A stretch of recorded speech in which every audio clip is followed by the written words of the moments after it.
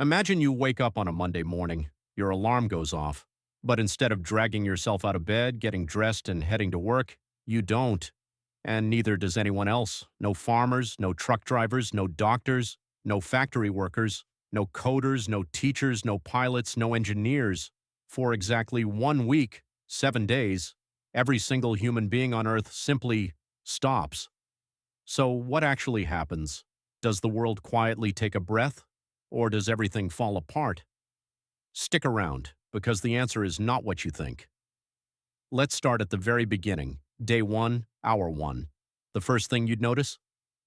Silence. No cars, no construction, no delivery trucks rumbling down the street. For most people, this actually feels kind of amazing. A global vacation, billions of people sleeping in, coffee at home, kids playing in quiet streets. But 24 hours in, the cracks start to show. Power plants run on automation, but they still need human operators for maintenance and emergencies. Most plants can run unattended for a while, but not forever. The grid holds, for now. Supermarkets stop being restocked. Fresh produce, milk, bread, meat begins to run out in high-density cities within 24 to 48 hours. Not because it's gone, but because nobody is moving it. The food is sitting in warehouses, on ships, on trucks parked at depots and hospitals.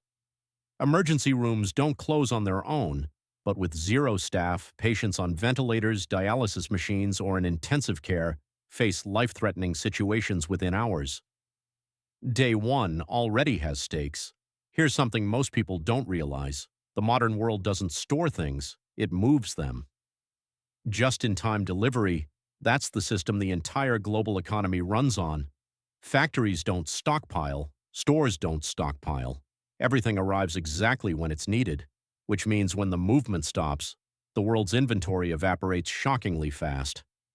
By day 2, fuel distribution begins to break down. Gas stations in cities start running dry.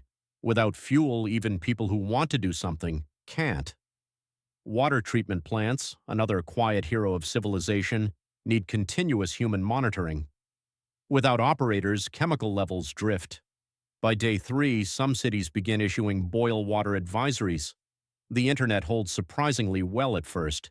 Servers are largely automated, but data centers need cooling systems maintained.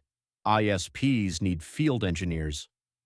By the middle of the week, internet infrastructure in developing regions starts degrading, and here's where it gets really interesting. Systems don't fail in isolation, they fail in cascades. When the power grid becomes unstable, it doesn't just turn off your lights, it shuts down water pumps.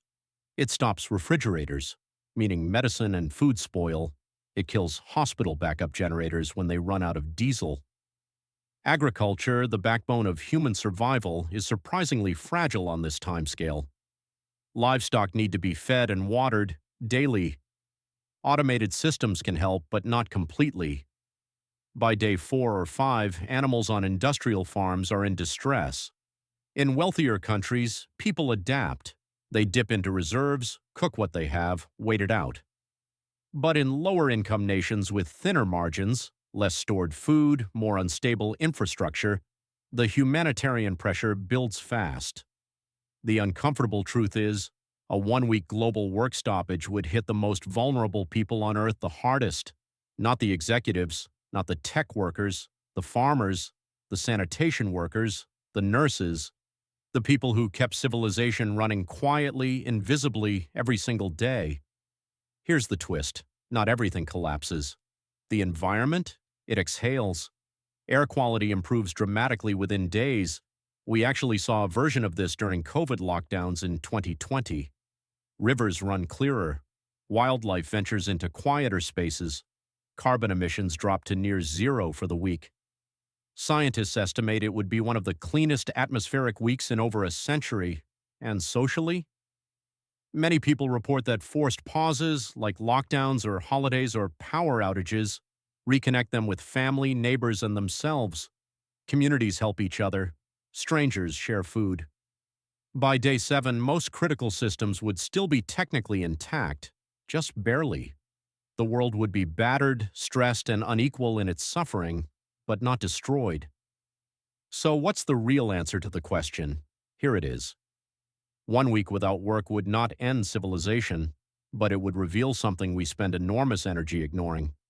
The people we pay the least are the ones we cannot live without: sanitation workers, grocery stockers, farm laborers, nurses, truck drivers. Take away the billionaires for a week, the world adjusts. Take away the workers, the world starts breaking. By Tuesday, by the time everyone went back to work on day 8, we'd be looking at weeks of economic disruption, hundreds of billions in losses, and a humanitarian crisis in the world's most fragile regions.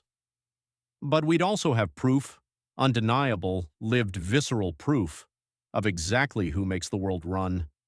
That anonymous person who shows up every day? That's the load-bearing wall of human civilization. So next time someone tells you their job doesn't really matter, or next time society treats an entire profession like it's disposable, remember this thought experiment. Remember what day 3 looks like without them. If this made you think, share it with someone who needs to hear it. And if you want more videos that ask weird questions and find uncomfortable answers, subscribe. I'll see you in the next one.